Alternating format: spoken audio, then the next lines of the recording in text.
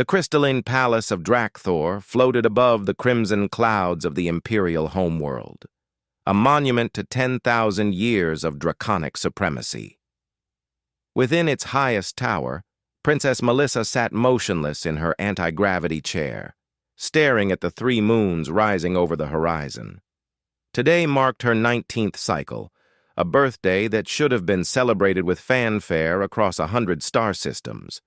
Instead, silence filled her chambers like a tomb. The accident had happened 2 years ago during the Royal Fleet exercises. A cascade failure in her fighter's neural interface had left her unable to move anything below her neck. For a species that prided itself on physical prowess and the ability to shift between humanoid and dragon forms, her condition was considered a fate worse than death. The court physicians had declared her case hopeless.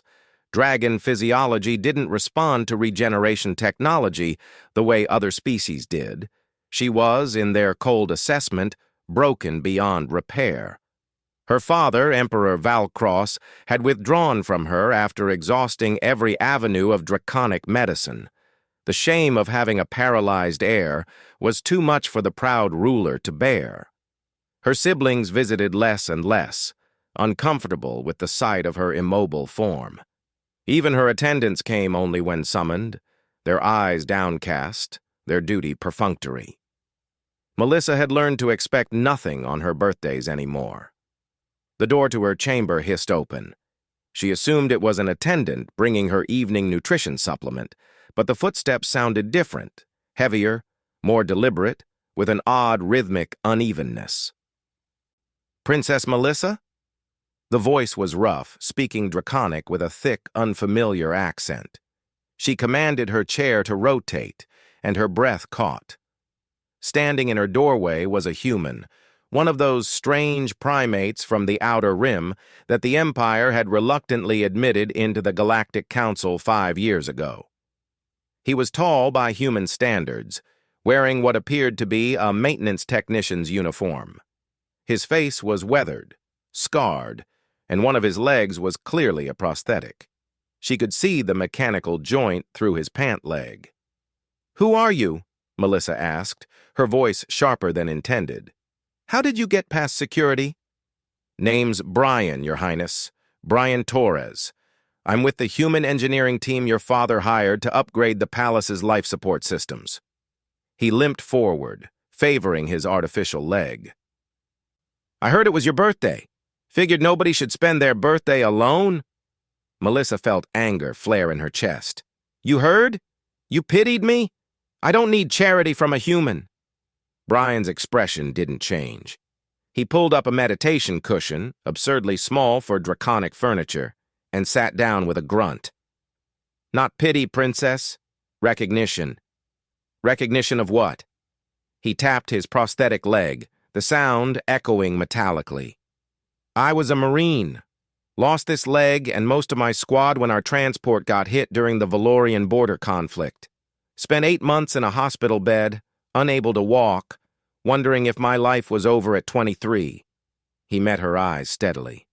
"I know what it's like when people stop seeing you as you and start seeing you as a problem to be solved or ignored."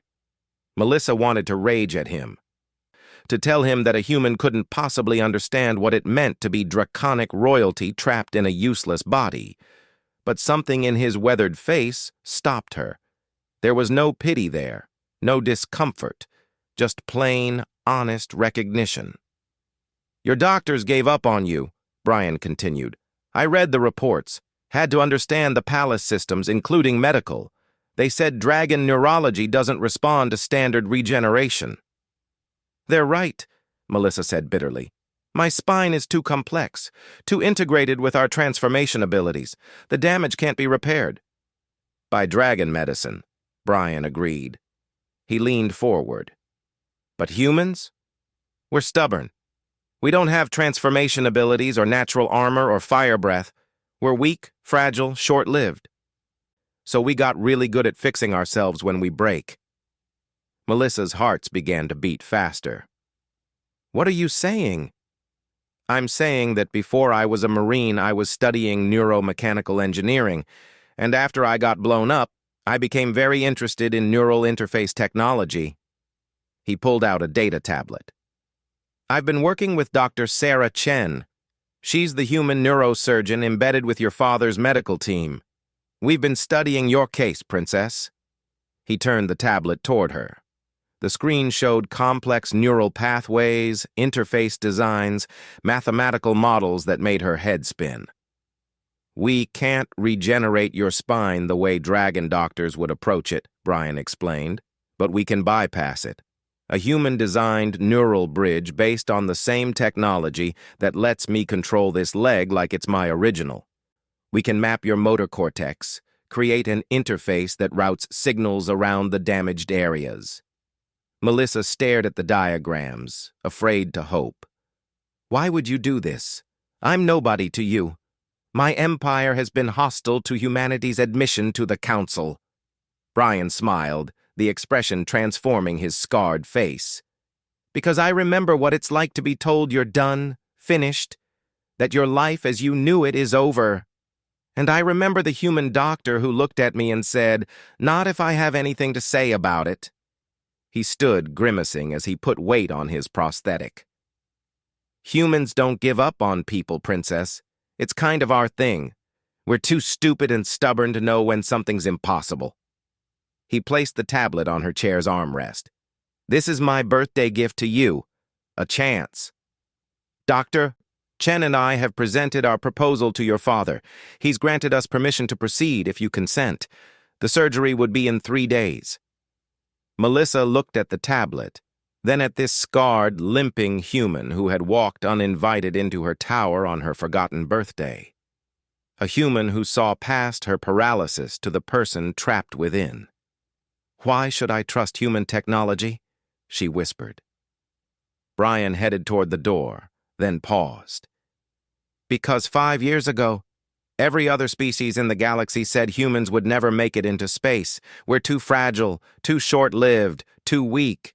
And yet here we are, walking on your home world, solving problems your ancient empire couldn't. He glanced back at her. We don't quit, Princess. Not on ourselves and not on anyone who still wants to fight. After he left, Melissa sat in the darkness, staring at the tablet's glow. For the first time in 2 years, she felt something she'd forgotten existed. Hope. And maybe, just maybe, that was the most human thing of all. Retry Claude can make mistakes. Please double-check responses.